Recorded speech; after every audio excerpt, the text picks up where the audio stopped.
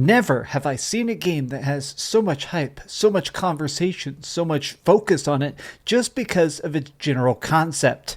In Stray, you play as an adorable kitty cat going on an epic adventure after the fall of humanity. But despite the fact that this game seems so small on the surface, it's surprisingly deep. It has a really good story, it has some shockingly good graphics, and honestly, it's just dang cute. But let's talk about that. What's up, gamers? DreamcastGuy here, and this is my honest review for Stray on the PlayStation 5. Now, please, if you could, give this video a like. If this video happens to hit 3,000 likes, I'll probably give a couple copies of Stray over away on my Twitter account. But now, let's dissect this game in 3 separate chunks. Let's talk about the gameplay, the world, and finally, let's talk about the story itself in a spoiler-free style. Now, starting off, let's talk about how Stray plays. Now, this game does exist on the PS4, the PS5, and PC. I played it specifically on the PlayStation 5 because there is a lot of haptic figure stuff that's going on with these triggers. The way the game generally works is, of course, we are a cute little kitty cat. He doesn't have a name. I don't even know if it's a he or a she, but you're trying to go through these puzzle-like environments. While you're exploring, you need to try and find a way to constantly progress. You've fallen into this place called the Sealed City, and as the name suggests, it's completely sealed off. In order to escape, you need to get past a series of barriers, get help from the friendly robots in town, and find a way to constantly find another way up into the layers of town until eventually you go out the top.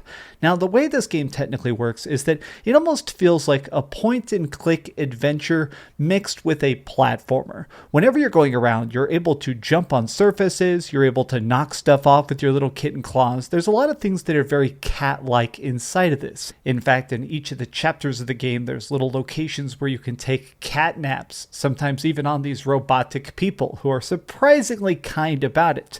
You can also do things like sharpen your claws on rugs or even on couches. You can do things like play with balls of string or get your head stuck in a paper bag. Now, the reason specifically this is extra impactful on the PlayStation 5 is because while you're touching different surfaces, the triggers to the PlayStation 5 react differently to sort of simulate the way your claws actually feel. I also really appreciate that whenever he's purring, the controller vibrates in the most realistic way, like it straight up feels like a cat purring. You can also meow to your fellow kitties whenever you see them by pressing circle, and it meows very adorably through this little PlayStation speaker as well. But what's the point? Why is it that we're being this little cute kitty cat? So we've fallen into this town and we're trying to escape, but doing this is more of just about trying to solve a series of big riddles.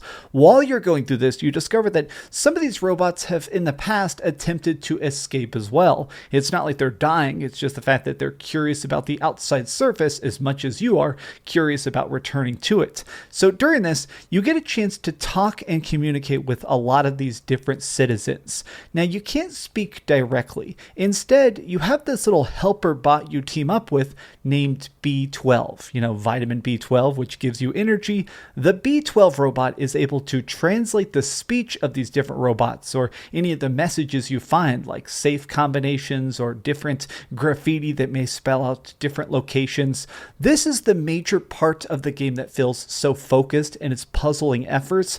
While you're teamed up with B12, he can digitize specific items. So if you see like a trucker hat that you need to try and give to somebody else to bribe them, or you're trying to get some big computer wiring to fix something, you can digitize stuff and put it in your inventory, which this is where it sort of feels like a point and click adventure. A lot of people just want a specific item, whether it is laundry detergent or a nice little treasure trove.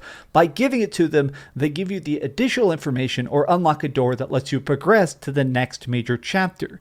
Now, this sounds very straightforward, but that's kind of what I like about it, because this brings me to the other aspect of this, which is the world of Stray. This entire game takes place inside this large cylindrical city, but what I really enjoyed is that each part of this, each chapter, almost has a different vibe of sadness to it. There's this very beautiful melancholy that's established in these different robots. Like, there's this weird imitation location. They've already mentioned in a bunch of the trailers and stuff that this is in fact post-apocalyptic. There are no humans left. And for some reason, these robots love to roleplay as the humans that seemingly used to live inside this town. They'll do things like they'll light scented candles that they admit that they can't smell. They'll do things like try and get jobs, even though they confess that there is no currency. They're just doing it because they assume this is what being alive is about. They even do things like maybe creating a police system that seems to capture and kill robots, despite the fact that these robots can't even break the law. It creates this incredibly sad and yet very, very deep message about the fact that sometimes it's not about participating in society. Sometimes escape or making your own life truly is the best option. I love the writing in this game. Without spoiling anything, so many of these moments, so many of these people we get to help, especially in the side quests, are incredibly moving. So in each of the major chapters, there are these different quest hubs where you can technically just rush through them. You can just find the next major objective and escape to the next layer. But if you choose to stick around, there are different musical collectibles, like finding mixtapes, finding sheet music, and each of these, while not completely mandatory, I think add to this world. There's also these hidden unlockable extra memories. Certain things you find that can usually be out of the way, if scanned by B12, unlock more of its memories and give you a chance to see more about what's going on in this world and what's going on in the city, maybe before the apocalypse. Now, before I talk about the story itself in more general terms, I just want to quickly say my two major gripes about this game, because there are just two things that I feel like did not quite land. The first thing is, I wish that there was a bit more active gameplay in this. There is a tiny bit of combat for one chapter of this game. You get like this laser light that lets you melt these bad guys. These guys exist in a couple different chapters. They're called the Zurks. They're cannibalistic creatures that will consume anything, organic or inorganic. They'll eat robots, they'll eat people, they'll eat wires, and they really want to eat your delicious pussy. Now, the problem is that these things are not only incredibly tough not to get eaten by, but I like that for this one chapter, when we get this UV light, we can melt them. I wish that we had that for the entire game, not just because it would be nice to fight back, but additionally, I think that this combat, as basic as it is, was incredibly fun to do. I liked this little bit of fighting we got, and the fact that it only exists in these couple little segments, it felt like it would have been better stretched into the entire game. And that brings me to my other tiny gripe, which is that this game is really, really, really short. Now, when I talked to the developers, they told me it would take like about 8 to 10 hours to fully finish this game. I beat this game in 5 hours, and I feel like I got pretty dang lost a couple times. This is a puzzle game. There's not really any hint system. Obviously, I'm beating this before it came out, so I couldn't Google any puzzle solutions. It took me 5 hours to beat this game, and I found a lot of collectibles. There's even a trophy for beating this game in under 2 hours, and I feel like a lot of people are going to be able to do that. But finally, let's finish off by talking a bit about the story itself, just in the loosest terminology.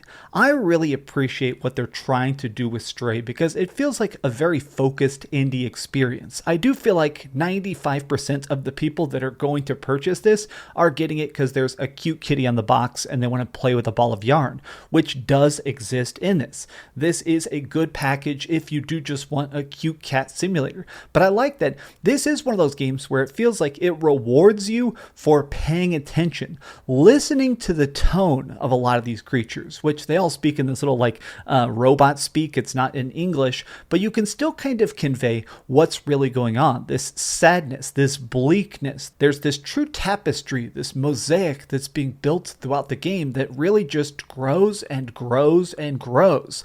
By the end of it, I will admit, the ending of this game, I had tears in my eyes. It is that freaking perfect. I really like what they're trying to do with this. And honestly, I'll straight up say it. I want a Stray 2 already. I'm not sure if they're planning on that or if they're going to, hopefully this game is a huge success and they make a bigger project next time that's a little bit longer. But the writing in this is so freaking impressive. The story is just so expertly told. I want to see these people do a game that's bigger and more dialogue heavy in the future just because clearly they got the freaking talent for it. Okay, well, we've heard a tiny bit of bad and a lot of good, But let's go over the ratings board and put a big number on it.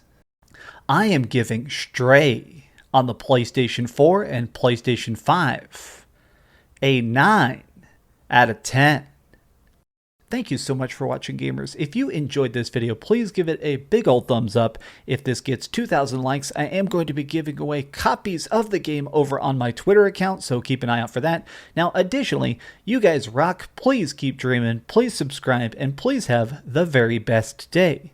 And also, remember, this game is on PlayStation Plus. If you are accidentally about to buy it, if you have a PlayStation, get PlayStation Plus, download this. It is good, good, good. It is absolutely worth the money, 100%.